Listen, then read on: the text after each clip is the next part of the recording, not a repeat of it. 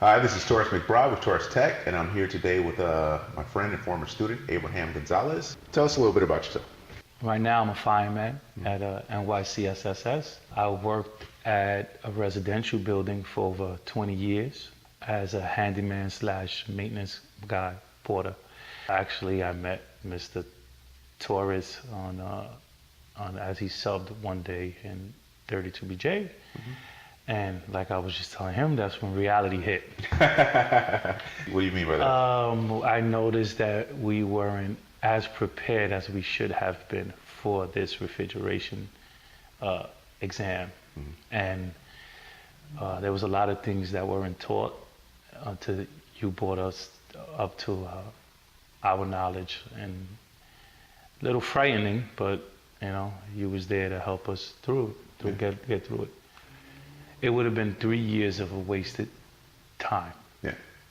At least for us coming, you know, especially we, you know, families, we work, and then come out, go to school, and then all of that would have just been thrown away.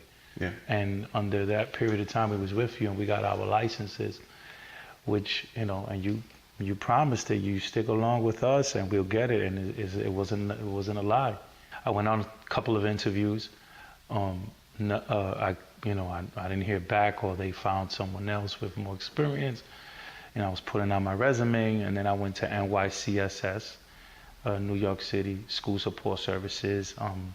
I saw that they dealt with 94, so I said, you know, this was my strategy for my way in. So I went in. I knew I was overqualified to be a cleaner. I signed up to be a cleaner anyway. I signed up for fireman positions, engineer positions, whichever one. I did every one, all three. I didn't get any offers for the fireman position, so I said, you know, I got an offer for a cleaner's position. And I said, you know what, I'm gonna go in. I took the job as the cleaner.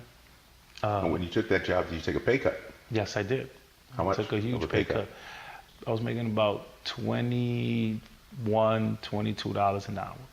I went back all the way down to $19 and I think it was 16 cents. You're a family man. You have children, right? Yep. You know, wife, absolutely. children. But my end goal was I needed to become, you know, an engineer. So I said, you know what, I have to sacrifice something to get what I want. So that was my sacrifice. I talked it over with my wife. She agreed. I think you gave me a call about that, right? Yeah. Yep, absolutely. We spoke about it. You said if it's the way to get in, you know, take it. I took the job. I worked from November till I think it was recently, January. You know, I was the cleaner, but I was there doing fireman work as well. So I was doing a little bit of both. I didn't say anything. I just kept working. I didn't say, this is not my job, it's not my title. I did what I had to do. And then what happened was the fireman position became available. And I said, you know what, I want it. They put me up for promotion and they gave me the position. And now I'm in 94. There you go. I also, while I was doing that, I took the custodial engineer exam and I passed that. So now I have all, with my reefer ticket, which I earned here, it actually bumps me up. Puts me in line to get a custodian promotion. And I spoke to the custodial engineer, and he also said that now the summer's around the corner, and that he's, you know, when the other guy goes away, that, you know, I'm gonna be taking over that refrigeration building. So, in a matter of maybe 6 months, I went from cleaner to engineer, and that's how things work. You know, people ask, like, why I do these videos, because I need people to see people like you. Yeah, absolutely.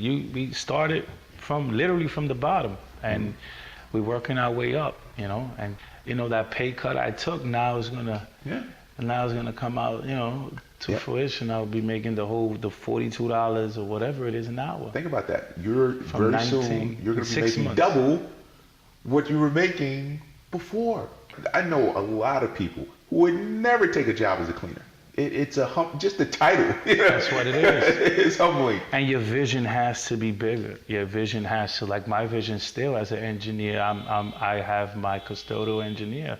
So now I know when I become an engineer, My end game is to wait for that list to come out, and it's a fact.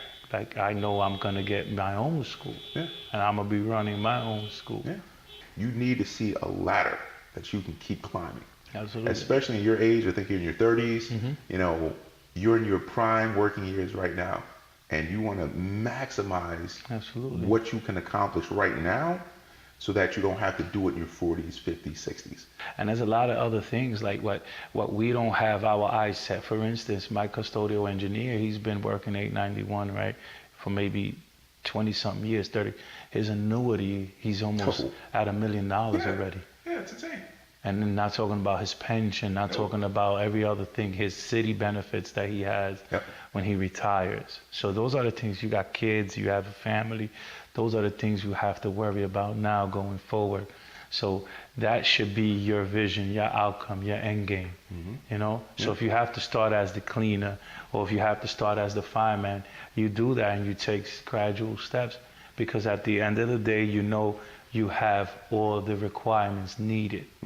And they're always going to need, the New York City school support system is huge. They're always going to need, you're going to have a wave that leaves, and you can become the wave that comes in. And that's part of the mindset you need to adapt and to have, you know. And that's why, like I said, they come in here, you know, when I would have never had this opportunity. I would have still probably been handyman in a residential, and you know, but once I got that refrigeration license, it felt like, okay, now it's time, you know, let's go, let's move, you know, let's work on becoming better, you know. Exactly.